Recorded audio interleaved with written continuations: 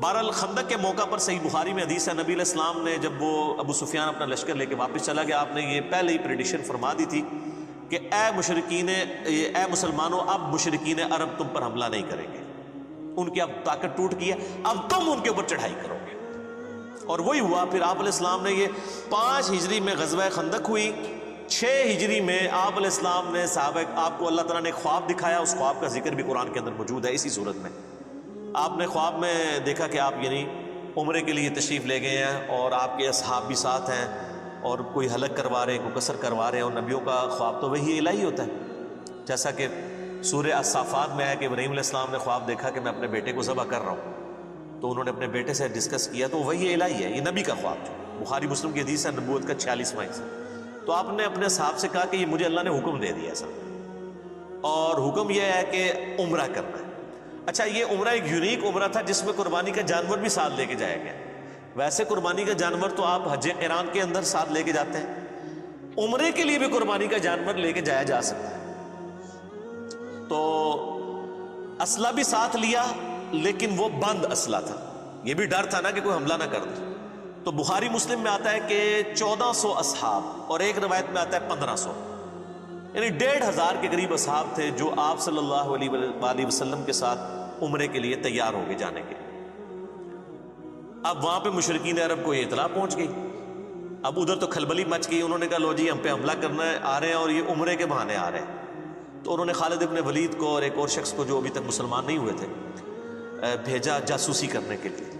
انہوں نے آ کے جب دیکھا کہ بھئی یہ تو مطلب اس ارادے سے نہیں آئے ہیں، اور کوشش بھی کی کچھ لوگوں کو یعنی چھیڑخانی کرنے کی کہ یہ ہمارے ساتھ لڑائی کرتے ہیں کہ نہیں۔ نبی علیہ السلام نے حکم فرمایا تھا کہ اگر وہ چھیڑخانی کرے بھی جواب نہیں دینا۔ ان کو خیر یقین ہو گیا، انہوں نے جا کے واپس رپورٹ کی کہ یہ تو اس لیے نہیں آ رہے ہیں۔ لیکن ابو سفیان اور باقی لوگوں نے کہا کہ نہیں نہیں، یہ تو اس طرح تو ہم قریش مکے کے سردار ہیں، یہ کس طرح آ سکتے ہیں، ہماری ناک کٹ جائے گی، ان کو روکو، نہیں آنے دیں۔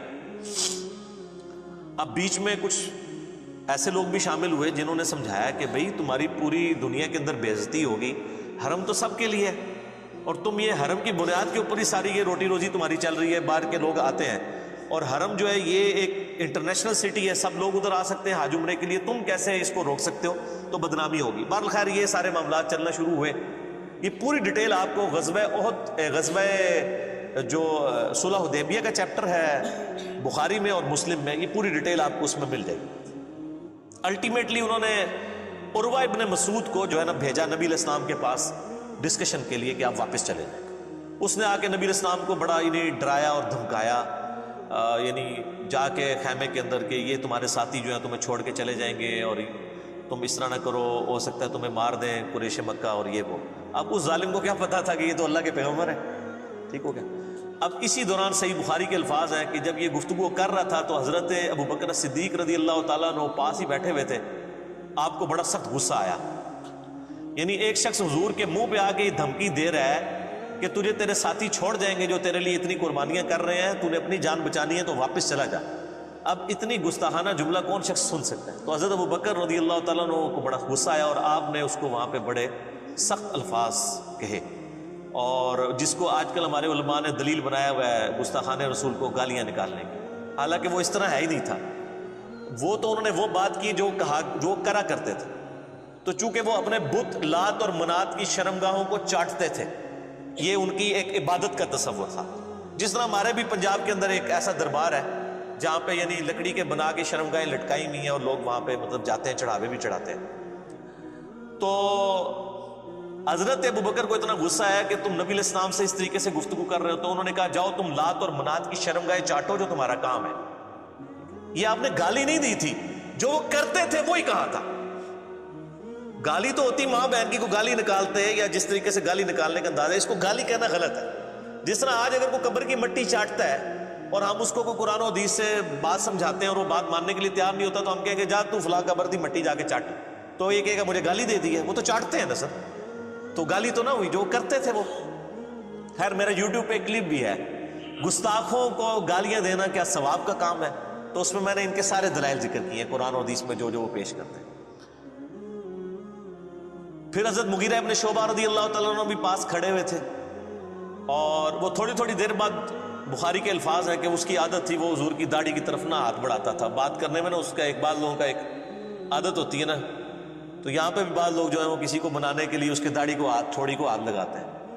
تو جب وہ داڑھی کو ہاتھ لگاتا تو حضرت مغیرہ ابن شعبہ جو ہے نا وہ اپنی تلوار کا جو دستہ ہے نا بیک سائڈ کے اوپر، وہ اس کے ہاتھ پہ یوں مارتے کہ پیچھے کر گستاخ، اپنے ناپاک ہاتھوں کو نبی علیہ السلام کی داڑھی سے پیچھے کر. اچھا، تو اسی میں آتا ہے کہ جب حضرت ابوبکر نے اسے کہا تو اس نے کہا ابوبکر میں تجھے جواب دے سکتا ہوں اس بات کا، لیکن تیرا میرے اوپر احسان ہے، میں اپنی زبان بند کرتا ہوں. لیکن حضرت مغیرہ ابن شعبہ کے بارے میں جب بات ہوئی تو اس نے پھر کہا کہ بھی اس کو پھر انہوں نے، یعنی اس نے جواب دیا اور ان کی کوئی پرانی غلطی ذکر کر دی کہ انہوں نے وہ کہیں پہ چوری کی تھی، کوئی ڈاکہ مارا تھا اور مال لوٹ کے لے آئے تھے. اس کے بعد وہ مسلمان ہو گئے تھے. تو حالانکہ نبی الاسلام کے پاس جب آئے تو آپ نے کہا کہ تیرا اسلام قبول ہے، لیکن یہ مال میرے پاس نہیں تو نے جمع کرانا، مال تو جو ہے نا وہ جس کا ہے اس کو دے. تو اس کی طرف اس نے اشارہ کیا کہ اس وقت میں نے تجھے پناہ دی تھی نا جب تو نے لوگوں کا مال اس طرح ہڑپ کیا تھا. تو یہ مغیرہ ابن شعبہ رضی اللہ عنہ کو اس نے جواب دیا. اچھا جی، پھر اسی دوران نبی علیہ السلام خیمے سے باہر تشریف لے کے آئے. اب صحابہ کرام یہ چاہتے تھے کہ ان کو ذرا دکھائیں کہ ہم کتنے جانثار ہیں. تو نماز کا ٹائم ہو گیا، نبی علیہ السلام نے وضو کے لیے پانی منگوایا. اب وہ جو تھا نا عروہ ابن مسعود، وہ وہیں پہ موجود تھا جو کافروں کی طرف سے ایلچی بن کے آیا ہوا تھا. یہ بخاری میں پوری حدیث ہے ڈیٹیل کے ساتھ، کتاب الشروع چیپٹر کے اندر. اب نبی علیہ السلام وضو کر رہے ہیں تو صحابہ کرام نیچے ہاتھ لے کے کھڑے ہو گئے، آپ کے وضو کا پانی نہیں نیچے گرنے دے رہے. حتیٰ کہ آپ علیہ السلام نے تھوک پھینکی تو ایک صحابی نے وہ بھی اپنے ہاتھوں پہ لے کے اپنے جسم پہ ملی، اور کسی کو نہیں جب پانی وہ ملتا تھا، ظاہر اب کتنے لوگ سائڈ پہ، اب 1400 صحاب ہیں، تو جس کا ہاتھ گیلا ہو جاتا تھا حضور کے وہ پانی گرنے کی وجہ سے وہ اس سے اپنا ہاتھ مل کے اپنے جسم پہ مل لیتا تھا. اب یہ وہ منظر جو ہے نا عروہ ابن مسعود جو ہے نا وہ ڈائریکٹ تو نہیں دیکھ رہا تھا، وہ شرمندگی اس کو محسوس ہو رہی تھی کیونکہ ابھی تو وہ حضور کو کہہ کے آیا تھا کہ یہ تو تجھے چھوڑ کے چلے جائیں گے. تو وہ حدیث کے الفاظ ہیں، وہ بعد میں مسلمان ہو گئے، پھر انہوں نے خود ہی روایت کی یہ حدیث عروہ ابن مسعود نے. حتیٰ کہ بخاری مسلم میں حدیث ہے کہ حضرت عیسیٰ ابن مریم کو کسی نے دیکھنا ہے تو عروہ ابن مسعود کو دیکھ لیں، ان کی عام شکل ہے، میں نے ان کو شب معراج دیکھا ہے، گھنگریالے بالوں والے. تو یعنی وہ بڑے خوبصورت تھے، اسلام لانے سے پہلے بھی خوبصورت تھے. خوبصورتی کا تعلق جو ہے وہ عشق رسول سے یا اسلام لانے یا نہ لانے سے نہیں ہوتا. وہ اللہ تعالیٰ نے کسی کو خوبصورت بنا دیا تو وہ ابو لہب اتنا خوبصورت تھا. خوبصورتی کوئی کرائٹیریا نہیں کسی کے نیک ہونے، جنتی ہونے یا دوستی ہونے کا. بعد میں کوئی یہ تو نہیں اسلام لانے کے بعد ان کی شکل حضرت عیسیٰ والی بن گئی تھی، پہلے کی تھی. تو وہ اللہ کے علم میں تو تھا کہ انہوں نے اسلام قبول کرنا ہے. تو وہ نا اب ڈائریکٹ تو نہیں دیکھتا تھا، تو وہ یوں کر کے کنکھیوں سے دیکھتا تھا کہ یہ کیا کر رہے ہیں. ڈائریکٹ دیکھنے میں وہ اپنی ایک تذلیل محسوس کر رہا تھا.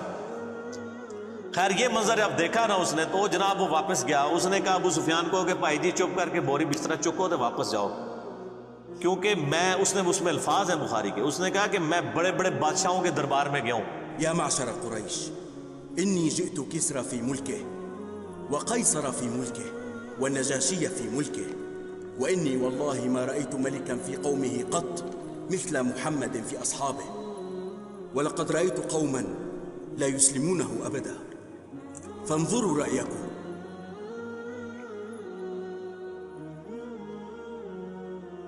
میں کیسر و کسرا رومن امپائر کے ہیڈ اور پرشین امپائر کے ہیڈ کے درباروں میں بھی گیا ہوں، میں نجاشی کے دربار میں بھی گیا ہوں. میں نے کسی بھی بادشاہ کی رعایا کو یہ تعظیم کرتے ہوئے نہیں دیکھا اپنے سردار کی جو محمد صلی اللہ علیہ وآلہ وسلم کے اصحاب کرتے ہیں. پھر اس نے آگے بیان کیا، اس نے کہا اللہ کی قسم جب وہ وضو کرتے ہیں وہ ان کا پانی نہیں نیچے گرنے دیتے، ان کا تھوک مبارک نہیں نیچے گرنے دیتے، اور اللہ کی قسم میں نے دیکھا کہ جب نبی علیہ السلام گفتگو کرتے ہیں تو وہ اس طریقے سے خاموش ہو جاتے ہیں گویا کہ ان کے سروں پر پرندے بیٹھے ہوئے ہیں، اور آپ کی بس زبان مبارک سے بات نکلنے کی دیر ہوتی ہے تو جھپٹ پڑتے ہیں وہ، اور وضو کا پانی لینے کے لیے وہ اس طرح کی دگ و دو کرتے ہیں گویا آپس میں لڑ پڑیں گے. تو انہوں نے کہا یہ اس بندے کو آپ لائٹ نہ لیں تو چپ کر کے ان کے ساتھ معاہدہ کر لیں.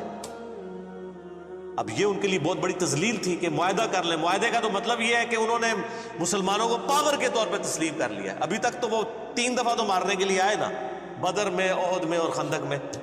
اب وہ پاور تسلیم کریں گے تو تبھی معاہدہ کریں گے.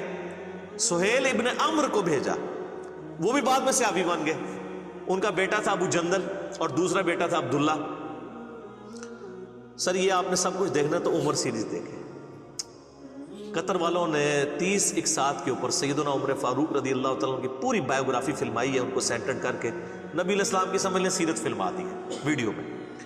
اس میں یہ ساری کی ساری انہوں نے مناظر جو ہے نا جو کریٹیکل ہیں وہ سارے فلمائے ہوئے. تو سہیل ابن عمر آیا تو پھر حضرت ابوبکر نے کہا کہ لگتا ہے اب صلح ہو جائے گی، کیونکہ وہ ذرا سمجھدار آدمی تھا، اور وہی ہوا. اس نے کہا جی آپ ہمارے ساتھ معاہدہ کر لیں. نبی علیہ السلام نے فرمایا ٹھیک ہے. تو کاغذ قلم یعنی اس وقت جو چمڑا تھا اور قلم منگوائی گئی. بخاری شریف میں الفاظ موجود ہیں. نبی علیہ السلام نے یعنی اس میں لکھی ہوئی تھی بسم اللہ الرحمن الرحیم، تو اس نے پہلا اعتراض ہی بسم اللہ کے اوپر کر دیا، کیونکہ مشرکین عرب اللہ تعالیٰ کے لیے رحمان اور رحیم کے لفظ کو نہیں مانتے تھے. اسی لیے وہ سورۃ الکہف میں آتا ہے نا سورہ بنی اسرائیل میں کہ اللہ کو اللہ کہہ کے پکارو یا رحمان کہہ کے، یہ سب اچھے نام اللہ ہی کے. وہ اللہ نے اصل میں ان کا رد کیا تھا. اس نے کہا جی یہ بسم اللہ کو نہیں، آپ بِاسْمِ کا اللہم لکھیں. نبی علیہ السلام نے فرمایا ٹھیک ہے جی، کاٹ کے بسمی کا اللہم لکھ دیتے. اللہ گالتے ہوئی سی. اچھا پھر اس میں لکھا گیا یہ جو ہے وہ محمد رسول اللہ صلی اللہ علیہ وآلہ وسلم اور مشرکین عرب کے درمیان معاہدہ ہے. اس نے کہا جی ہم تو آپ کو اللہ کا رسول مانتے ہی نہیں ہیں، اگر رسول مانتے ہوتے تو آپ کے ساتھ لڑائی کرتے ہم، تو آپ اس کو محمد ابن عبداللہ کرتے. سیدنا علی چونکہ آپ کے کاتب تھے تو نبی علیہ السلام نے سیدنا علی سے کہا کہ یہ تم نہ کاٹ کے نا تو محمد ابن عبداللہ کرتے. تو سیدنا علی نے قلم پھینک دی کہ یا رسول اللہ میں تو آپ کا نام نہیں کاٹ سکتا. یہ نہیں محبت فرماتے، یعنی فرتے محبت میں تھا. نبی علیہ السلام نے بھی اس کو برا نہیں بنایا. آپ نے فرمایا اچھا یہ قلم مجھے دو، مجھے بتاؤ کہاں لکھا ہوا ہے. تو بتایا گیا یہ لکھا ہے. تو آپ نے اپنے مبارک ہاتھوں سے ایسے لکیر پھیری اور بخاری کے الفاظ ہیں، اس میں میرا کلپ بھی ہے نبی علیہ السلام کی ہینڈ رائٹنگ کہ آپ علیہ السلام نے اپنے ہاتھوں سے محمد بن عبداللہ لکھا. چونکہ آپ لکھنا پڑھنا تو جانتے نہیں تھے، یہ آپ کا معجزہ تھا. تو وہ اس میں الفاظ ہیں حدیث کے کہ آپ کی رائٹنگ اتنی اچھی نہیں تھی، کیونکہ یہ قرآن میں سورہ عنکبوت کی آیت نمبر 51 ہے کہ یہ نبی علیہ السلام کا معجزہ قرآن ہے. اس سے پہلے 49 50 میں آتا ہے کہ اگر یہ نبی دائیں ہاتھ سے کچھ لکھ سکتے ہوتے تو کافر کہتے یہ کتاب انہوں نے خود لکھی ہے. تو یہ آپ کا معجزہ تھا کہ آپ امی تھے. بہرحال معاہدہ لکھا گیا، اس کے اوپر یعنی سگنیچرز بھی ہو گئے. اب حضرت عمر کی تسلی نہیں ہو رہی. صحیح بخاری میں حدیث ہے حضرت عمر آئے کہا یا رسول اللہ ہم سچے نہیں ہیں. بالکل سچے ہیں جی. یہ کافر کے جھوٹے نہیں ہیں؟ کہا جھوٹے ہیں. اچھا جی. پھر کہا یا رسول اللہ وسلم کیا ان کے جو مقتولین ہیں وہ دوزخ میں اور ہمارے مقتولین جنت میں نہیں ہیں؟ فرمایا بالکل. تو یا رسول اللہ ہم کیوں پھر ان کے ساتھ دب کے صلح کر رہے ہیں؟ کیونکہ اس میں شرائط 3 شرائط تھی. پہلی شرط یہ تھی کہ اگر کوئی کافر مسلمان ہو کے یعنی مدینہ شریف آ جائے تو نبی علیہ السلام پابند ہیں اس کو واپس کرنے کے. لیکن اگر کوئی مسلمان واپس آ گیا مکے تو مشرکین عرب اس کو واپس نہیں کریں گے. یہ دوسری شرط تھی. اب یہ تو دب کے صلح کرنے والی بات تھی. اور تیسری شرط یہ تھی کہ اس سال آپ عمرہ نہیں کریں گے، ہمارے بھی ناک رہ جائیں، آپ واپس چلے جائیں، اگلے سال آ کے آپ عمرہ کر لیں، قضا کر لیں. یہ 3 شرائط. اب تینوں شرائط بظاہر ان کی فیور کے اندر تھی، بالکل ون سائیڈڈ تھی. لیکن اللہ تعالیٰ جب حضرت عمر فاروق نے اعتراض کیا تو حضرت عمر نے نبی علیہ السلام فرمایا کہ مجھے اللہ نے حکم دیا. اب نبی جب اللہ کی وحی کے ساتھ کوئی کر رہا ہے اس میں تو کوئی اعتراض نہیں. بال حضرت عمر کی تسلی نہیں ہوئی. آپ اس سے خاموشی سے نکل کے جا کے حضرت ابوبکر صدیق رضی اللہ تعالیٰ سے جا کے کہا کہ یہ دیکھیں ایک صلح کر لی. تو حضرت ابوبکر نے پھر حضرت عمر کو ڈانٹا اور کہا کہ وہ اللہ کے رسول ہے. وإذا أتانا أحد من قريش مسلما بغير إذن وليه نرده عليهم وإذا جاء قريشا أحد ممن معنا لم يرده علينا كيف يكون هذا؟ يا عمر إنه عبد الله ورسوله لا يفعل إلا ما يأمره الله به فالزم غرزه.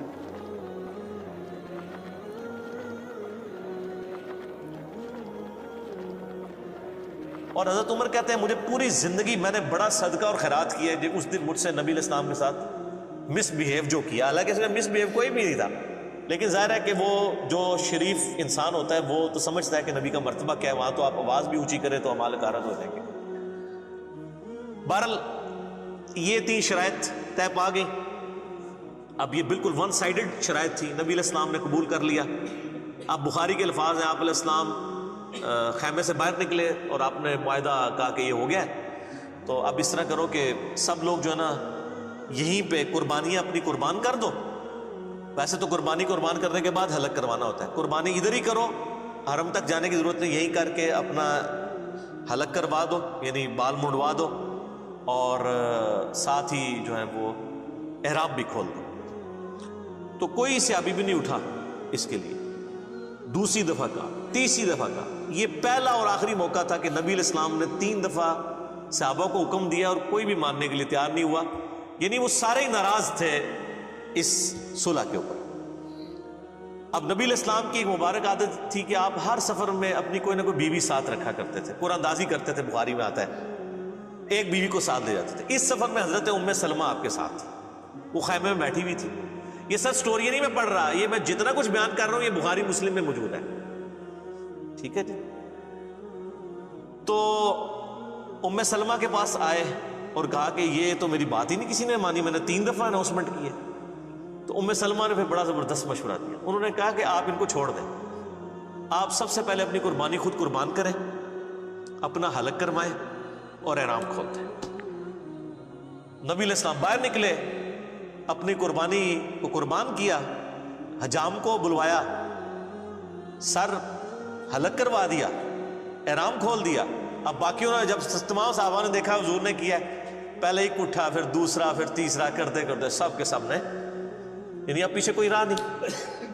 این ممکن ہے کہ اصحاب یہ سوچ رہے ہوں کہ کوئی شاید کوئی نیا حکم نازل ہو جائے تو شاید کوئی نہ کوئی ہمیں اجازت مل جائے, کیونکہ صحابہ تو چاہ رہے تھے کہ ہم ان کے ساتھ لڑائی کریں گے اور یہ معاملہ کریں. اس دوران ایک اہم واقعہ ہوا جو بخاری مسلم دونوں میں موجود ہے کہ حضرت عثمان غنی رضی اللہ تعالیٰ عنہ کو نبی علیہ السلام نے اپنا سفیر بنا کے مشرکین عرب کے پاس ڈسکشن کے لیے بھیجا. انہوں نے ان کو وہاں پہ قید کر لیا, یعنی محصور کر لیا, واپس نہیں آنے دیا. ان کو بلکہ آفر کی کہ تم عمرہ کر لو, چونکہ وہ حضرت عثمان بھی بنو امیہ سے تھے, ابو سفیان بھی بنو امیہ سے تھا. نبی علیہ السلام نے بڑی سمجھداری کی کہ ان کے خاندان کا ایک بندہ بھیجا. یہ خطرہ تھا کسی اور کو بھیجتے وہ قتل ہی نہ کر دیں, لیکن خاندان والوں کا خیال کرتے تھے کیونکہ قبائلی سسٹم بڑا سٹرانگ تھا نا, وہ سال 2 کھڑے ہو جاتے تھے امیت میں. تو حضرت عثمان رضی اللہ تعالیٰ عنہ کو انہوں نے قتل تو نہیں کیا, لیکن وہاں پہ معصور کر لیا اور کہا کہ بھی تم کرنا چاہ رہے ہو تو کر لو. انہوں نے کہا میں نبی علیہ السلام کے بغیر عمرہ نہیں کروں گا, عمرے کو میں نے کیا کرنا ہے, نبی علیہ السلام ہی ہمارے ساتھ نہیں ہے. تو لیکن پیچھے یہ خبر مشہور ہوگی مسلمانوں میں کہ حضرت عثمان کو شہید کر دیا گیا. اب چونکہ علم غیب والا تو معاملہ بعد میں شروع ہوا ہے, اس زمانے میں تو کوئی نہیں ہوتا تھا. نبی علیہ السلام تک بھی خبر پہنچی, اللہ نے چونکہ وحی سے نہیں بتایا, آپ حضور کو بھی یہ بات نہیں پتا تھی. آپ نے ایک درخت کے نیچے صحابہ کرام کو جمع کیا اور موت کے اوپر بیعت لی پہلی دفعہ کہ مر جائیں گے یہاں سے نہیں جائیں گے جب تک کہ عثمان کے قتل کا بدلہ نہ لیں. بل قتلوا عثمان قاتلهم الله. ويحك ما قلت. لا نبرح حتى نناشز القوم وهو يدعونا إلى تلك الشجرة نبايعه ألا نفر حتى يفتح الله بيننا وبين قريش. تو بیعت والا یعنی یہ معاملہ ہوا. خیر اللہ کا کرنا ہوا. حضرت عثمان غنی پھر اس دوران ان کو جب پتہ چلا وہ ڈر گئے, انہوں نے حضرت عثمان کو واپس بھیج دیا. لیکن یہ اصحاب شجرہ کے بارے میں صحیح مسلم میں حدیث ہے کہ جن لوگوں نے اس درخت کے نیچے نبی علیہ السلام کی بیعت کی ہے ان کو آگ نہیں چھوئے گی. اور قرآن پاک میں بھی اللہ تعالیٰ نے اسپیسیفکلی یہ جو اس میں آیات نازل ہوئی ہیں نا, رضی اللہ عنہم ورضوا عنہ اور محمد رسول اللہ والذین معہ اشداء علی الکفار, یہ اسپیسیفکلی صلح حدیبیہ کے صاحب کے بارے میں جو واقعی جانسار تھے. ہم بعد میں اجتہاداً سب پہ لگا لیتے ہیں, لیکن اسپیسیفکلی یہ آیات ان لوگوں کے لیے نازل ہوئی. تو حضرت عثمان غنی رضی اللہ تعالیٰ عنہ کی طرف سے نبی علیہ السلام نے اپنا ہاتھ بلند کیا, آپ نے فرمایا یہ میرا ہاتھ ہے اور یہ عثمان کا ہاتھ ہے, میں اس کی بھی بیعت یعنی لیتا ہوں. اور قرآن میں اس بیعت کو یعنی ایسی بیعت کہا گیا کہ اللہ تعالیٰ نے فرمایا کہ یہ بیعت جب کی جا رہی تھی تو تمہارے ہاتھوں پر اللہ کا ہاتھ تھا, یعنی نبی علیہ السلام آن دا بہاف آف گاڈ بیعت لے رہے تھے. جو سورہ توبہ میں آتا ہے اللہ تعالیٰ نے مومنین کی جانیں جو ہیں وہ اور ان کی مال جنت کے بدلے میں خرید لی ہیں, تو مومن اس بیعت کے اوپر خوشیاں منائیں. بیعت کہتے ہیں, بے اردو میں لفظ استعمال ہوتا ہے نا, با یا عین, بیچنے کو. تو مومنین نے اپنے آپ کو بیچ دیا اللہ کے سامنے, اپنے مال کو اور اپنی جان کو جنت کے عوض. تو یہ جو پیری مریدی والی بیعت ہے نا, یہ آپ جا کے لوگوں کے سامنے اپنے آپ کو بیچ دیتے ہیں, پھر واقعی ہوتا ہے خرید ہی لینے میں جو کچھ کر دیں نا تھوڑے نال کرتے صحیح نہیں ویسے. تو بیعت کریں اللہ اور اس کے رسول کی عز و جل و صلی اللہ علیہ وآلہ وسلم. تو حضرت عثمان یعنی اس دن معزز تھے, اللہ تعالیٰ نے یعنی ان کو یہ مرتبہ دیا. اچھا معاہدہ لکھا گیا تو اب سہیل ابن عمر کا بیٹا تھا ابو جندل، وہ مسلمان ہو چکا ہوا تھا، جو معاہدہ لکھنے ہے اس کا بیٹا مسلمان، اسی دوران وہ وہاں پہ آ گیا. يا معشر المسلمين، يا معشر المسلمين، إني جئتكم فارا إلى الله ورسوله. بیڑیوں میں جکڑے ہوئے تھے، وہ بھاگ کے آ گئے. تو ابو جندل کی حالت دیکھی مسلمانوں کو ترس آ گیا. يا معشر المسلمين، أقيلوني واعصموني، قد مضت القضية بيني وبينكم قبل أن يأتي هذا. يا معشر المسلمين، أو ردوا إلى المشركين يفتنونني عن ديني. تو سہیل ابن عمر سے نبی علیہ السلام نے کہا کہ ابو جندل کو تو میرے پاس رہنے دو. اس نے کہا نہیں جی، معاہدہ لکھا جا چکا ہے، آپ نے بڑی کوشش کی، فرمایا کو فدیہ لے لو، کچھ کر لو، اس کو نہ لے کے جاؤ. کیونکہ ابو جندل بھی چیخ رہے تھے کہ مجھے بڑا میرے ساتھ ظلم ہوتا ہے، زیادتی ہوتی ہے. الٹیمیٹلی جب سہیل نہیں مانا جا رہا، وہ باپ بھی تھا، تو نبی علیہ السلام نے پھر کہا کہ ٹھیک ہے ابو جندل صبر کرو، اللہ تعالیٰ کوئی نہ کوئی تمہارے لیے راستہ نکالے گا. کیونکہ اب معاہدہ ہم لکھ چکے ہیں کہ کوئی مسلمانوں میں سے، یہ ایک ہی بندہ تھا جو آیا تھا، ٹھیک ہے نا، جو واپس کرنا پڑ گیا اسی موقع پہ. اب سہیل ابن عمر واپس لے گیا اور بڑا خوش ہوا، کہتا دیکھنا پھر اسی کیسی شرط میں رکھی کہ نہ میں سیاح ہاں، یہی نہیں پتا، یہی شرط گاٹے فٹ ہونی سی، یہی گلے فٹ ہونی تھی، یہی شرط. تو اس وقت پھر ابو جندل نے سہیل ابن عمر سے کہا کہ تو کیا سمجھتا ہے کہ اس شرط سے تمہیں فائدہ ہوگا؟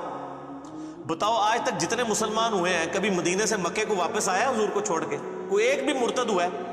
اسے کہا نہیں. تو ان کا تو اس سے حضور کو کیا فرق پڑے گا، ادھر سے تو کوئی نہیں آنا. اگر تم کہتے ہو کہ یہاں سے لوگ وہاں جانا چھوڑ دیں گے، تو کیا وہ اسلام قبول کرنا چھوڑ دیں گے؟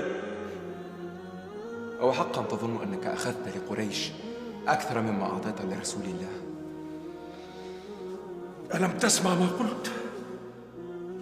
قل لي، كم رجلا من المسلمين ارتد عن دينه منذ بعث رسول الله؟ وكم رجلا من قريش خرج منكم إلى الإسلام منذ ذلك الحين؟ أنتم تخشون تحول الناس عنكم، فلذلك هذا الشرط. أما رسول الله فلا يخشى من أصحابه ما تخشون من أصحابكم، ولذلك رضي به. وہ یہاں پر ہی رہیں گے لیکن اسلام تو قبول کر لیں گے. تو نبی علیہ السلام تو ون ون سچویشن میں، اور وہی ہوا. وہ صحیح بخاری میں آتا ہے، ایک اور صحابی تھے ابو بصیر رضی اللہ تعالی.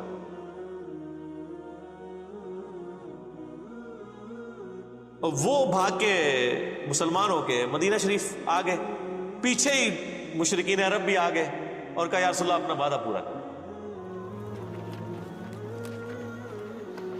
أبو بصير، فررت من مكة. خذني إلى رسول الله يا عمر، فوالله لا أرجع إلى المشركين فيفتنونني في ديني. ولكنك علمت أن العهد بيننا وبينهم أن نرد من يأتينا منهم بغير إذن ولي.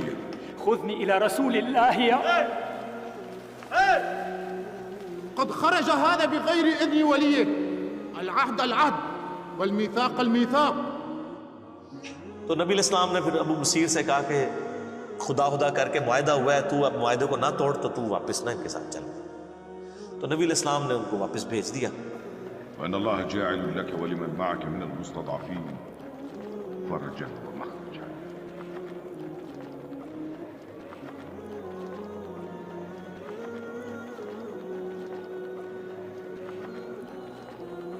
اب راستے میں کیا ہوا کہ وہ دو بندے تھے، یہ اکیلا تھا، اور ان بندوں میں سے صحیح بخاری میں آتا ہے ایک بندے کے پاس بڑی خوبصورت سی تلوار تھی. تو وہ تلوار کی اپنی تعریف کر رہا تھا کہ دیکھو یہ کتنی خوبصورت تلوار ہے، اس کا دستہ کتنا پیارا ہے، اور یہ جس کا عورتوں کو بھی عادت ہوتی ہے نا اپنی چیزوں کی تعریف کرنے کی. تو وہ ابو بصیر نے نا اس کی کمزوری سمجھ لی. تو اب وہ گپ شپ شروع ہوگی، ظاہر واپس جا رہے تھے، فرینڈلی موڈ تھا. انہوں نے کہا یہ تلوار ذرا مجھے دکھاؤ نا، میں بھی اسے دیکھوں. وہ تلوار پکڑی، اس کو قتل کیا گھوڑا لے کے. تو نبی علیہ السلام کے پاس آ گئے. نبی علیہ السلام نے فرمایا کہ میں تو اپنے وعدے کا پابند ہوں، تو تم ادھر سے چلے جاؤ. اس نے کہا یا رسول اللہ علیہ وسلم، آپ جس چیز کے پابند تھے وہ آپ نے کر دیا، ٹھیک ہے میں مدینے میں نہیں رہتا، لیکن میں اب اس چیز کا بھی پابند کوئی نہیں کہ میں مکے میں واپس جاؤں، کیونکہ آپ نے تو مجھے واپس کر دیا تھا، یہ تو میں آیا ہوں نا واپس، تو مجھے آپ اجازت دیں. آپ فرمایا تم بس مدینے میں نہیں، جدھر مرضی جا کے رہو، اللہ تعالیٰ کوئی نہ کوئی راہ تمہارے لیے نکال دے.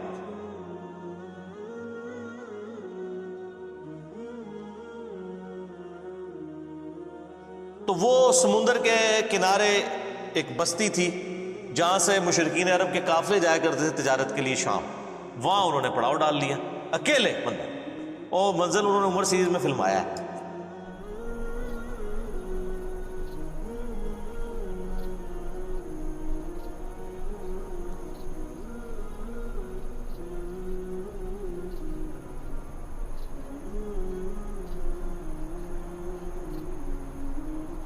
اچھا، اب وہاں سے جتنے بھی مسلمان ہو کے آتے تھے نا، ان کو پتا چل گیا تو وہ بجائے مدینہ شریف جانے کے وہاں پڑاؤ ڈال لیتے تھے۔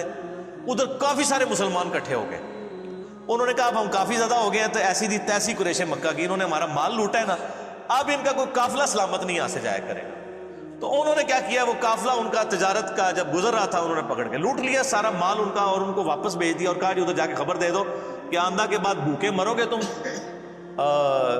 اب تمہارا کوئی قافلہ ادھر محفوظ نہیں ہے۔ وہاں پھر انہوں نے میٹنگ کی آپس میں کہ یار کیا کریں، یا تو ہم کوئی لشکر کشی کریں ان کے اوپر، لیکن لشکر کشی کیسے کریں، وہ تو خانہ بدوش تھے، کبھی کہیں پڑاؤ ڈالتے تھے کبھی کہیں پڑاؤ ڈالتے تھے۔ تو الٹیمیٹلی یہی ڈیسائیڈ ہوا، سہیل ابن عمر کو بلایا گیا کہ تو بڑا سیاڑا مردہ سے نا، تو مہربانی کر جا کے نبی علیہ السلام کو ریکویسٹ کر کے یہ شرط ختم کر دیں، اور جو لوگ مسلمان ہو رہے ہیں نا اللہ کا واسطہ جو انہوں کو اپنے کول ہی رکھو، ساڈے تو جان چھڑاؤ، کم از کم آپ کے پاس رہیں گے، کم از کم ہمارے قافلے تو نہیں لوٹیں گے نا، کسی چیز کے پابند تو ہوں گے۔ پھر وہ واپس آئے اور انہوں نے آ کے ریکویسٹ کی، اور نبی علیہ السلام کی شرافت تھی، آپ نے قبول کر لیا، آپ فرمایا چلو ٹھیک ہے۔ پھر ان کی جان چھوٹی، بر وہ صحابی جو تھے ابو بصیر، حضرت عمار ابن یاسر کو نبی علیہ السلام نے بھیجا کہ جا کے ان کو پیغام دو، تو وہ حالت نزع میں تھے اس وقت، یعنی وہ بیمار ہو گئے وہ عرب میں، تو بہرحال وہ نزع کے عالم میں تھے۔ عمار ابن یاسر آئے، انہوں نے خوشخبری دی، ان کی قبر پھر وہیں پہ بنی۔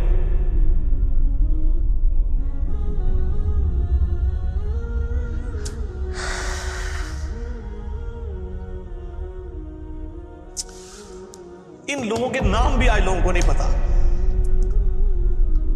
کہ جن لوگوں نے اسلام کے لیے شروع میں کیا قربانیاں کی ہیں۔ ابو بصیر رضی اللہ تعالیٰ دروشی اللہم صلی علی محمد صلی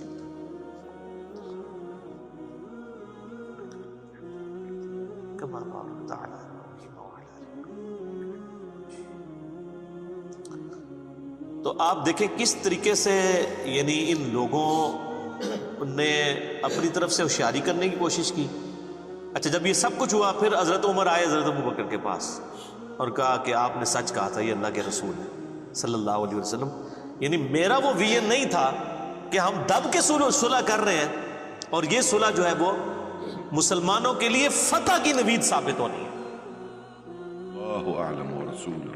قد كنت والله أرشد مني رأيا حين قلت يا أبا بكر نلزم غرز رسول الله فإنه يرى بوحي الله ما لا نرى، وأنا قد أخذني الغضب وعرض أمر رسول الله. ويل لعمر كيف يمحو ذنبه. هون عليك، ما عرضت رسول الله.